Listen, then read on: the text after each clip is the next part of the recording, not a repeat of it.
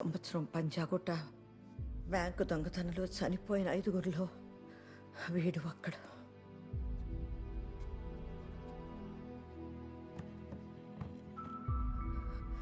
వరలక్ష్మి, ఆ రోజే నీ కొడుకు రాజారాం కూడా పోయాడు.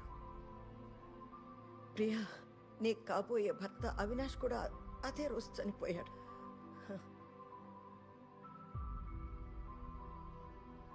స్వాతి, మీ అన్నయ్య కార్తీక్, ఈ చిన్న పాప వాళ్ళ నాన్న బ్రహ్మ, అందరూ అదే రోజే పోయారు.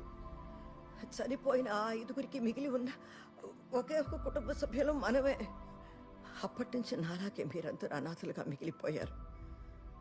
మన వాళ్ళందరినీ ఆ 6వ వ్యక్తి ఎంత దారుణంగా కాల్చి చంపేశాడు. ఇది మీకు అందరికీ తెలుసుగా? వెయిట్ అంటే లాస్ట్ 1 year నుండి నాకు